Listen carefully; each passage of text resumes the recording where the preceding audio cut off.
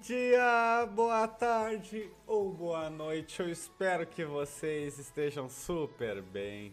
E no vídeo de hoje nós vamos reagir ao trio maldito do Galo, né? Eu confesso que eu não conheço muito, mas me pediram bastante aqui nos últimos dias. Então se você tiver alguma sugestão de vídeo, deixa aqui nos comentários do canal, que em breve eu vou estar reagindo e eu posto aqui no canal. Então simbora lá reagir ao lendário trio maldito do Galo. E a história do trio maldito do Galo, uma máquina de gols. Bom, hoje a gente vai falar do que provavelmente é o ataque mais matador de todos os tempos. A gente veio falar do trio maldito, formado por Mário de Castro, Jairo e Saad. Esse trio, Said na verdade, né? Esse trio jogou de 1927 até 1931 no Galo Doido. É uma época pré-Pelé e é interessante de falar deles porque na nossa cabeça a gente tem muito que o Pelé fundou o futebol brasileiro, né? Que aquela seleção de 52 meio que é o nascimento do futebol brasileiro e antes disso o futebol brasileiro era uma terra de ninguém, o que é mentira. Tem alguns bons jogadores e alguns ídolos dessa época pré-Pelé, inclusive o Volante, que a gente já fez vídeo, a gente pode deixar aqui, caso vocês não tenham visto, é um jogador da época pré-Pelé. O Friedenreich, que a gente tem post nas nossas redes sociais, então vai lá nas nossas redes sociais, é um ídolo pré-Pelé. E esse trio maldito é um grandíssimo nome da época pré-Pelé e que muitas pessoas não conhecem justamente por essa visão de que o Pelé fundou o futebol. Mas eles jogaram juntos, como eu falei, de 27 a 31, fizeram 99 jogos e marcaram 467 gols. O que é uma média de 4,71 gols por jogo. Tá de zoeira. Não, não pode. Meu Deus, olha a média. Eles quase tiveram 5 gols por jogo de média, vocês conseguem compreender isso? Eles ganharam 3 mineiros, 2 torneios início e uma Copa Internacional. Olha lá. Foram os troféus que eles ganharam como trio. 2 torneios início e... Olha que foder. Muito tri. Olha lá. Aqui é o trio, ó. Pá, que tri essas imagens. Uma Copa Internacional, foram os troféus que eles ganharam como trio. E é interessante falar que, além de serem matadores de profissão, quer dizer, não matadores tipo assassinos, né? Eu tô falando tipo goleadores, assim, por favor, não achem que eu tô acusando eles de cometer um crime. Por serem goleadores de profissão, eles não eram só jogadores de futebol. Todos eles também exerciam outras funções, estudaram na faculdade, porque naquela época o futebol ainda era muito diferente, o futebol ainda tava num nível muito amador, e ninguém não, né? Mas era muito raro alguém viver só de jogar bola. Era muito difícil porque pagava muito pouco, era um esporte... Na verdade o esporte em si ainda não dava muito dinheiro. E por isso todos eles exerciam outras profissões, além de umas outras motivações bem interessantes que a gente vai entrar agora. Começando a falar do trio individualmente, o mais conhecido até hoje é o Mário de Castro. O Mário de Castro foi... Esse eu já ouvi falar bastante. Médico por 22 anos, inclusive ele... Foi médico por 22 anos? Foi um médico muito importante, é legal de pesquisar sobre a carreira de medicina dele. Mas por que ele era médico também? Além da questão do futebol não dar dinheiro, como eu falei, a mãe dele cobrava que ele tivesse uma carreira sólida, uma carreira de respeito. Não só pela questão moral, mas também porque ela acreditava que o filho dela tinha que ter algum futuro garantido, né? Então, por isso, ele realmente cursou medicina e chegou a virar médico, como eu falei. Mas pra jogar, ele jogava com um nome falso, que era Orian. E se você perceber, Orian é Mário ao contrário, sacou? E por que ele fazia isso? Porque na época, obviamente, os jogos de futebol já tinham uma certa fanbase, né? Uma galera já acompanhava os jogos. E por isso, quando falassem dos jogos do Galo na rádio, iam falar do Orian e não iam falar do Mário de Castro. Assim, a mãe dele não ia ficar sabendo que ele tava jogando bola, sacou? Bom, a gente sabe que na época do trio maldito ele fez 99 jogos. O trio junto fez 99 jogos, então ele fez 99 jogos e guardou 194 gols. Ele jogou por... Tá de brincadeira. Tá de brincadeira. Na época, até por bastante tempo no Galo, mas ele se aposentou porque na comemoração de um título em cima do Vila Nova, um dirigente do clube atirou uma arma ali no êxtase e acabou matando uma pessoa, o que fez com que o Mário de Castro ficasse completamente enojado. Ele achava que o futebol era entretenimento, era pra trazer diversão e não violência, o que é um conselho muito importante até hoje. Verdade. Futebol não é pra trazer violência.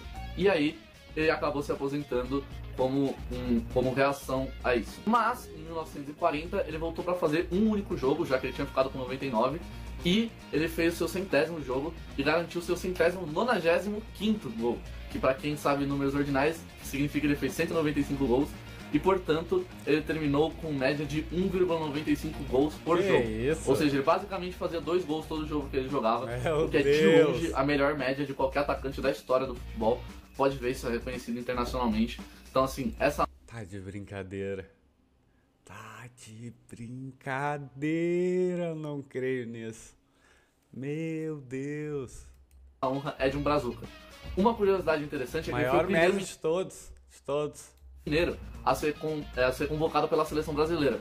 Só que ele não foi, na época, falando que ele era muito leal ao Galo. Ah. Só que o que aconteceu? Na verdade, muitos anos depois, ele chegou a revelar que ele não foi porque ele descobriu que ele seria banco do Carvalho Leite, que era o atacante do Botafogo na época, e ele não queria ser banco. Então a gente acabou ficando sem esse grande goleador na nossa seleção. Agora também, como que um cara que faz 2 gols por jogo é banco, ainda mais de um parça do Botafogo? É. Não sei. Mas aí você teria que dar uma olhada na época. Eu não tenho como te responder isso, porque eu não tenho como ler a mente do treinador.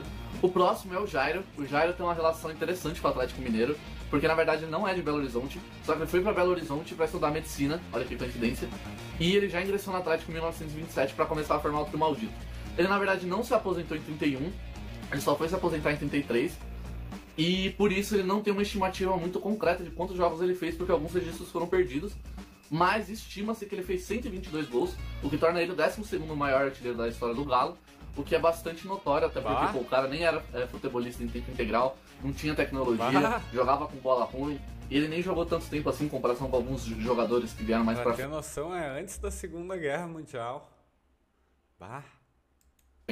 E mesmo assim ele é o 12º maior artilheiro da história do Galo, o que é um grande mérito para ele. E o último para compor essa equipe é o Said, que era um meio atacante, mas que também fazia a função de cair para a direita. Ele jogou no Galo de 27 até 32, e ele era de uma colônia árabe que ficava dentro de Belo Horizonte. Tanto que na verdade ele jogava no Sírio Horizontino, então ele já era jogador de bola, mas o time infelizmente teve que encerrar suas atividades, e ele trouxe toda a torcida desse clube para a torcida do Atlético Mineiro. Então aí, Atlético Mineiro, vocês tiveram quase uma fusão não oficial com esse Sírio Horizontino. E ele fez no Galo 142 gols, o que torna ele o 6º maior artilheiro da história do Galo. De novo, um grande mérito para esse cara, jogou muito. Vale dizer que, ao contrário dos outros dois, ele era bastante focado no futebol, tanto que ele já jogava futebol antes do Galo, e ele chegou a se transferir pro Fluminense em 32, mas ele voltou pro Galo em 34, o que aí acabou dando o que eu falei dos 142 gols dele. Ele também se formou em Direito, porque como eu disse, não tinha jeito, mas ele se formou 10 anos atrasado porque ele realmente focou muito em futebol, ele já tinha uma paixão muito grande pelo esporte, e ele acabou se atrasando, e como curiosidade, ele chegou a ser diretor da TV Vila Rica, que é a atual TV Bandeirantes de Minas Gerais. Então assim, ele chegou a ser alguém importante, na verdade os três foram, dentro e fora do campo, o que é muito legal para os três, e por isso que eles merecem ser lembrados. Mas eles têm um feito que talvez seja o mais lembrado pelos torcedores do Galo. Talvez alguns nem saibam que eles tenham participado disso, mas agora que eu vou conectar os dois, vocês vão ver que faz muito sentido. Eles participaram de uma das goleadas mais históricas do Brasil, que foi o 9-2 do Galo em cima do Cruzeiro. Todo mundo gosta de lembrar a maior goleada histórica de um confronto. Esse 9-2 é a maior goleada da história do Clássico Mineiro. Reza a lenda que foi aí que eles ficaram com tanta vergonha que até mudaram o nome. Maria, eu sei que você treme. E quem tava lá pra dar alçada nessa goleada foi o Mário, o Jairo e o Said. Esse jogo histórico aconteceu dia 27 de novembro de 1927. Foi pelo Campeonato Mineiro, evidentemente era o campeonato. E tinha cruzeirense que dizia que esse jogo não existia, né? Depois saiu até no almanaque do Cruzeiro. Os estaduais eram os mais importantes na época, né? Vocês já devem ter ouvido isso muito. Mas sim, lá em 1927, primeiro ano do trio junto, eles meteram 9-2 em cima do Cabuloso.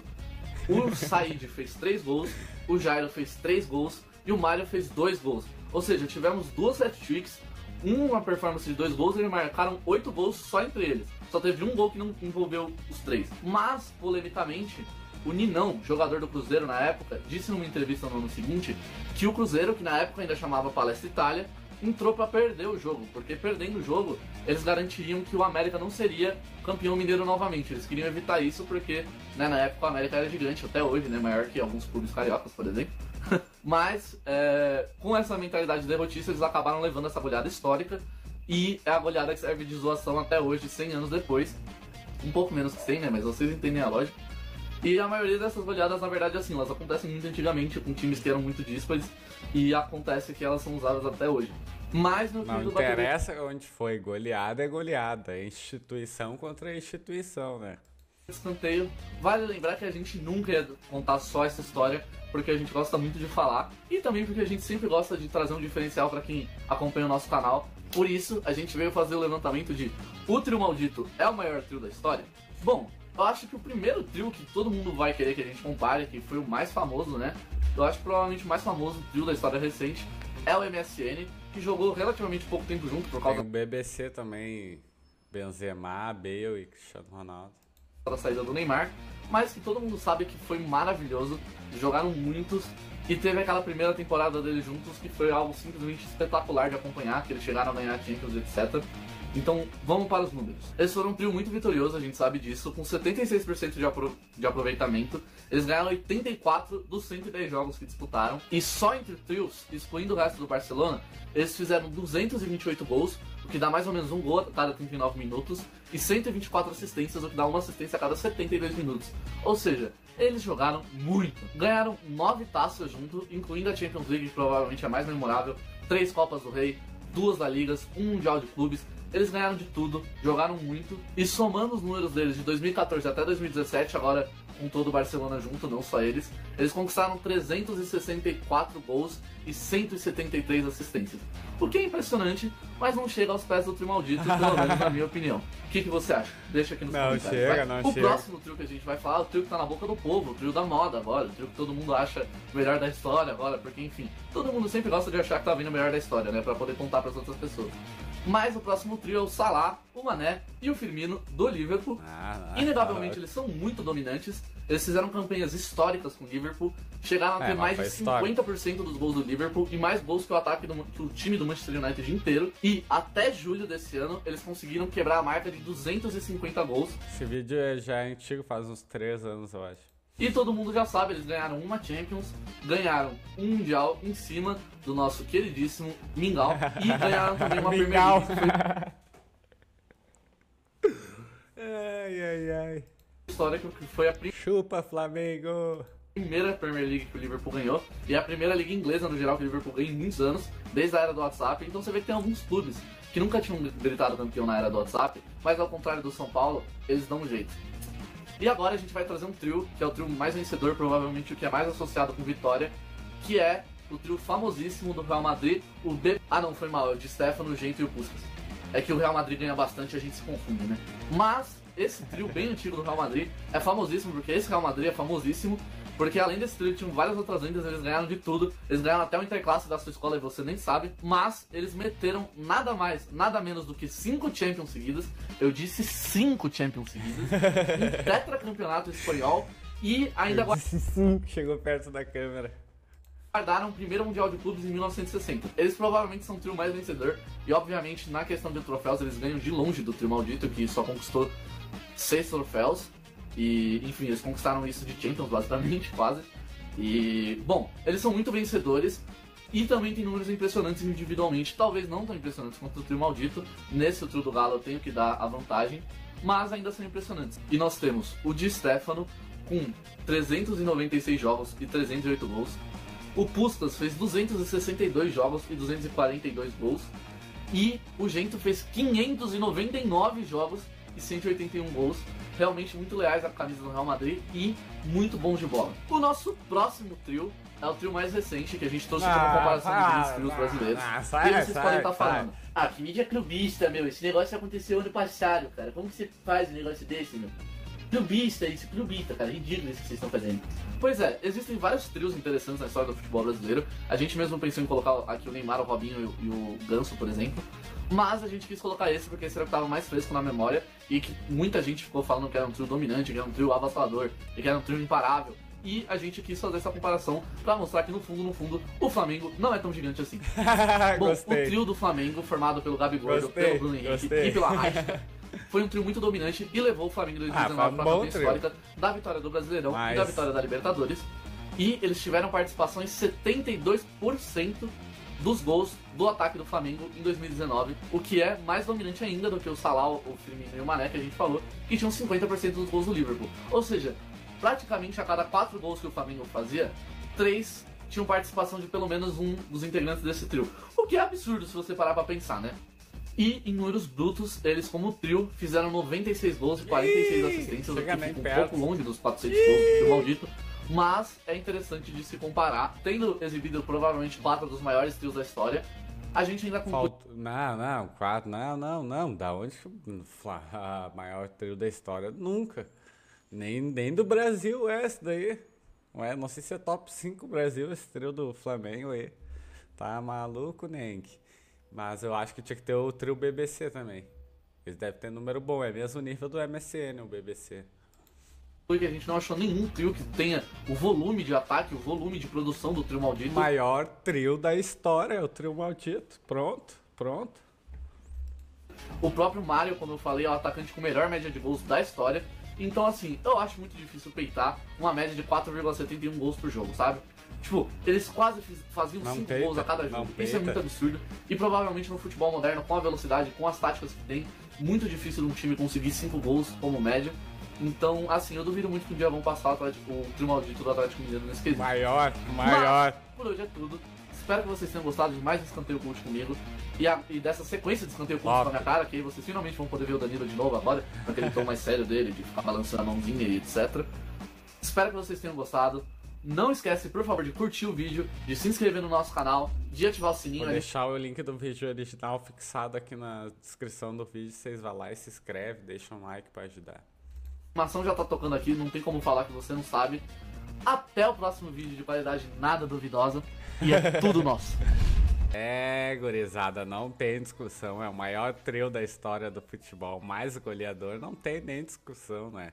Vai ter gente que vai reclamar, vai bater, vai espernear, vai querer gritar, xingar, mas não tem argumento. O maior trio da história do futebol.